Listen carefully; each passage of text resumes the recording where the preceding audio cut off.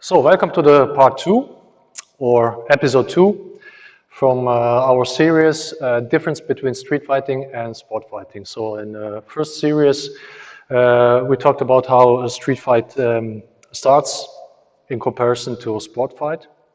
And I'll put link in the description below, so you can watch it again if you want. And in this episode, we are going to talk about what tool we would use in JKD in a street fight. So I'm going to break it down to different tools and different targets. And today we are going to talk about the finger jab and how we would use it in a street fight and why you wouldn't use it in a sport fight. Okay, so most people think when they think about finger jab is always they think of long finger jab to the eyes. Okay, so this is the longest finger jab you can do in a fight outside in the street or somewhere else outside of sport. But this is not the only finger jab or like attacking eyes with fingers, a type of technique we can do. So, like Bruce said once, that in a long street episode, finger jab is the most effective attack, and many of his students stated that his favorite technique in a street fight was actually the finger jab.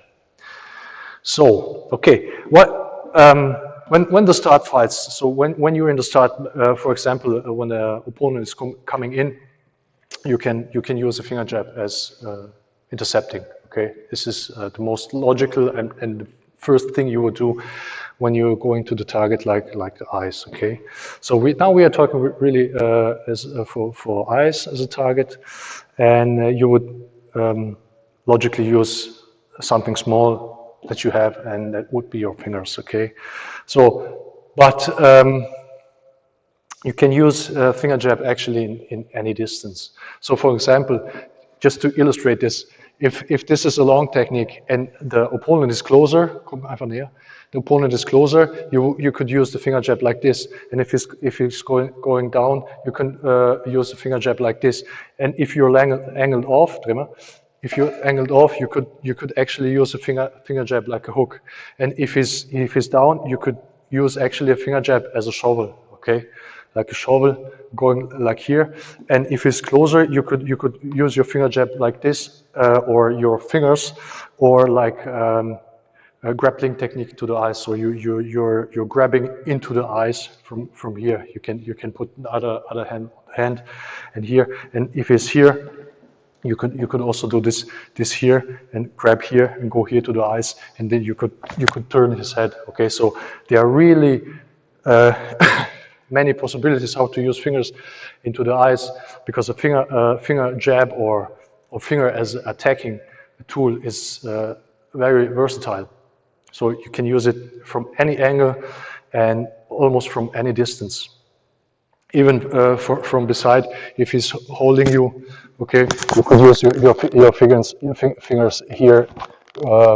If some people go like here, you could go here, okay, and push the fingers inside his eyes as strong as you can, as fast as you can, as early as you can, as quickly as you can, okay.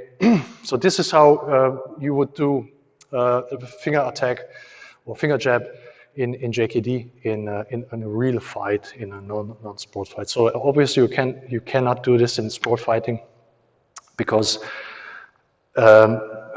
potential destruction you can do to your opponent, to the eyes, and this is really a technique you would use in life-threatening situations. So only if you really need to do this.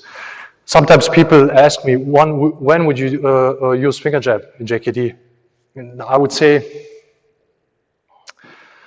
maybe not like in the US the police would do it, but in other countries, let's say in Germany, okay, the police use guns or pistols only if it's really last resort, and only if there's no other solution to do things, or to protect themselves. This is the same idea. You know, you would use this, or you would defend yourself, or use JKD in similar sense. Okay, it's not like two guys fighting in a club for women. You shouldn't use a finger jab then. Okay, so this is really in a situation where your life is in danger, or life from somebody else who is with you is in danger, or maybe you want to help somebody else who is in danger outside, and you would use this kind of technique.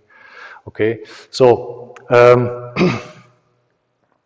there's really not much more about to say about this. Also, you need to practice this a lot, because how you use your mechanics to throw finger jab, how you choose your target, when you choose your target, so you have the feel of the distance. If you would go like this, you go like this. You would go like this, or here, or use the left, and you could angle off. You can use the right, angle off. You could use it as counter when he's, for example, he's punching, and you can counter this way. Okay, so this has to be practiced. Some people say the target is too small, you cannot hit it. But you have to practice it. Okay, so you have to practice it a lot, and do your thousands, 100,000, million reps, and you practice all the time. Moving target, still target, mechanics. So you can really do it like spontaneous and as fast as you can. Okay, so the other guy cannot even react. Okay, and like I said, this is used like a spear. So you go through the target deep. So the fight is really over as quickly as possible. And you have to consider then when you have a street fight, potentially you have more opponents. There's more than one opponent, so you have to like to finish your opponent as quickly as possible, so you can concentrate on the next one, or maybe or next two or next three. However, you cannot go and kick and punch the guys there where it's likely that they can continue to fight. Okay, so you need to choose the targets, and you need to use the tools so you can really end the fight as quickly as possible. Okay, so okay, I think that's enough about finger jab. The next time I'm going to talk about other target. It may be a knee or groin, which is a different area, but the idea is the same. You have three areas like knee, groin, and eye, so high, middle, and low. And there are targets. They are also very vulnerable, like not maybe like eyes, but also pretty effective targets. Okay, so see you next time, guys.